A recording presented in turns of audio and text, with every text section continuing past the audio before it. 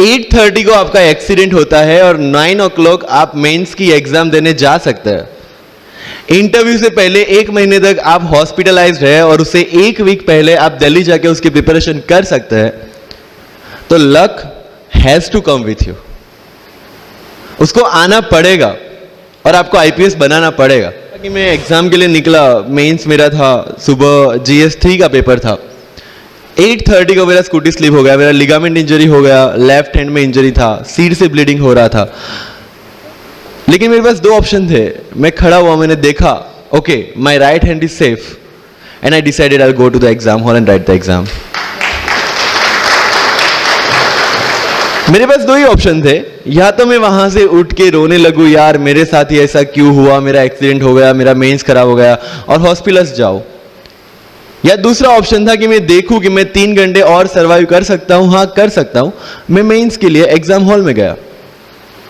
ये जितने भी फोटोग्राफ्स लगे हैं, सर ने जैसे बताया कि जितने भी इंसान सक्सेसफुल हुए, अगर आप उसकी लाइफ स्टोरी देखेंगे तो कहीं ना कहीं एक मोमेंट आता है जहां पे वो इंसान की जो स्ट्रगल है वो पीक पे हो जाते हैं।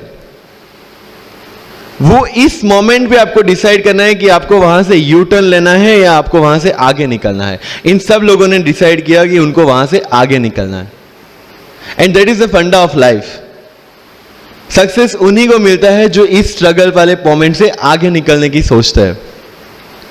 जब भी आपको लगे कि आपके सिर पे बहुत मुसीबत है, जब भी आपको लगे कि आप हर तरह से गिर चुके हैं, जब भी आपको लगे कि आपके पास कोई ऑप्शन नहीं है, तब एक चीज आप अपने दिमाग में लाइएगा कि यही मोमेंट है जहां से आपकी तकदीर बदलने वाली है। क्योंकि डायमंड जो होता है वो जितना ज्यादा घिसता है उतनी ज्यादा उसकी वैल्यू होती है। सोना जो होता है वो जितना ज्यादा तपता है उतनी उसकी वैल्यू होती है। अगर आप जिंदगी में तप रहे हैं, अगर आप जिंदगी में घिस रहे हैं, अगर आपको लग रहा है कि आप हर तरह से मुसीबतों में गिरे हुए हैं, तभी आपकी जो वैल्यू है वो बढ़ने वाली है। और यही मेरा एटीट्यूड रहा है। लोग बोलते हैं कि तुम्हारी फाइनेंशियल कंडीशन ठीक नहीं थी, पापा इलेक्ट्रिशियन थे, मम्मी हाउसवाइफ थी, डायमंड के कारखाने में काम करती थी, उसके बाद उन्होंने मैरिज में रोटियां बनाने का काम किया और उस तरह से मैं पढ़ा। लेकिन जब मुझे पूछा जाता है कि ऐसी कौन सी चीज है आपकी लाइफ में जो आप बदलना चाहते हो, एंड आई सेड नथिंग।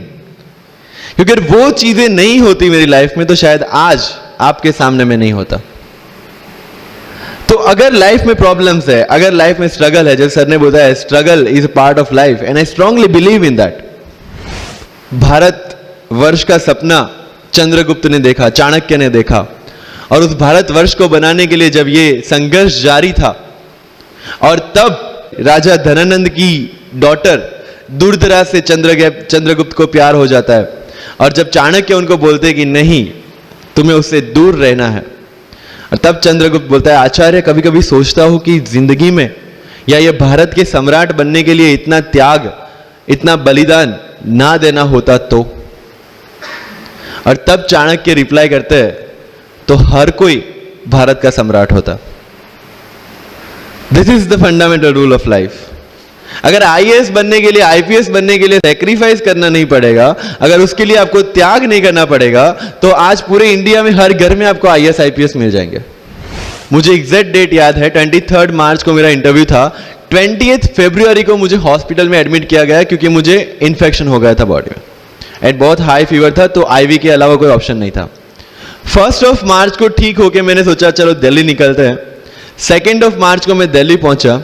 3 मार्च को वापस से टॉन्सिलाइटिस का अटैक होने की वजह से फ्लाइट लेके वापस से पालनपुर अहमदाबाद, अगेन हॉस्पिटलाइजेशन। 15 मार्च को I got relieved from the hospital. 16 मार्च को मैं दिल्ली पहुंचा, और 23 मार्च को I gave my UPSC interview.